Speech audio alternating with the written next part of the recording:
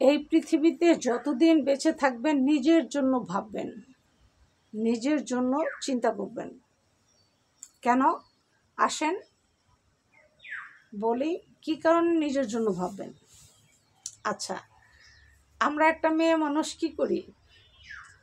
আমরা একটা মেয়ে মানুষ ঘর সামলাই, ছেলে মেয়ে সামলাই, স্বামী সামলাই, শ্বশুর শাশুড়ি সামলাই, বাবা মা সামলাই, ভাই বোন সামলাই, আত্মীয় স্বজন, এভরিথিং একটা মহিলা মানুষ আমরা চালাই বা তাদের খোঁজখবর নেই। কিন্তু সব শেষে যখন রাত্রে বিছানায় ঘুমাইতে যাই, সব শেষে চিন্তা করে দেখি সব জিরো। জিরো বুঝেন? সব জিরো, মানে আমার পাশে কেউই নেই। এখন আপনি বলতে পারেন, আচ্ছা আপু, আপনি যে কথাটা বললেন আপনার পাশে কেউ নাই, কেউ নাই কেন? আপনার স্বামী আছে না? ভাই, এই পৃথিবীতে সবচেয়ে বেশি যদি পর হয়ে থাকে সেটা হচ্ছে স্বামী।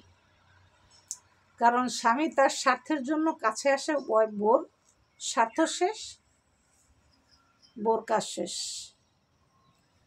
তো এই পৃথিবীতে একটা মেয়ে মানুষ আসলে সবচেয়ে বড় অসহায়। কারণ তার সব কিছু আছে থাকা সত্ত্বেও সে কিন্তু পৃথিবীতে সবচেয়ে একা, একদম একা। তার ডাইনে বায়ে আসলেই কিছু নাই। হ্যাঁ, তার কিছু থাকবে। কখন থাকবে জানেন? যখন সে নিজের জন্য কিছু ভাববে, নিজের জন্য সে যখন কিছু চিন্তা করবে, তখন তার জন্য কিছু থাকবে। তাই আমি একটা মেয়ে মানুষকে সবসময় বলি বা বলবো এই কথাটা, আপনারা শক্ত হাতে নিজের পায়ে দাঁড়ান, শক্ত হাতে নিজের পায়ে দাঁড়ান।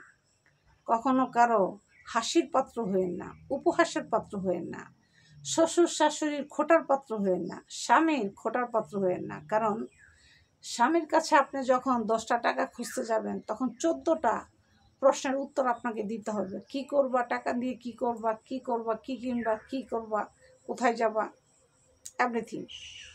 তো আমি মনে করি একটা মেয়ে মানুষের নিজের পায়ে দাঁড়ানো একান্ত দরকার। তাই পরের জন্য ভাববেন না, নিজের জন্য ভাববেন। যতদিন পৃথিবীতে বেঁচে থাকবেন নিজের জন্য বাঁচবেন, নিজের জন্য সঞ্চয় করবেন। আর সংসারে আপনি যতটুকুই খাটাখাটি করেন না কেন, এটা আপনার কর্তব্য, আপনার পালন করে যেতে হবে। এটা পৃথিবীর নিয়ম, আমাদের নবী রাসূলের থেকে আসতেছে। কিন্তু তারপরও নিজের জন্য কিছু সঞ্চয় করে রাখবেন, যেন শেষ বয়সে একটু সুখের মুখ দেখতে পারেন। না হলে ওই যে স্বামীর কাছে 10 টাকা চায় এতগুলো কথা শুনতে হয়, সন্তানের কাছে থেকে টাকা চাইলে তার সে বেশি এতগুলো কথা শুনতে হবে, এতগুলো একটা কম হইল। এই জন্য নিজের পায়ে দাঁড়ান, শক্ত হাতে দাঁড়ান, নিজের জন্য ভাবুন, নিজের জন্য বাঁচুন, পরের জন্য নয়। আমরা সবাই আমাদের জন্য বাঁচবো, পরের জন্য নয়। কারণ আমাদের জীবনের অনেক দাম আছে। একটা পুরুষের কাছে একটা নারীর দাম নেই, কিন্তু আমরা নারী মানুষ, আমাদের দাম আছে, আমাদের মূল্য আছে, এবং আমরা আমাদেরকেই মূল্যায়ন করার চেষ্টা করব। আজ এই পর্যন্ত। ভালো থাকবেন। আল্লাহ হাফেজ।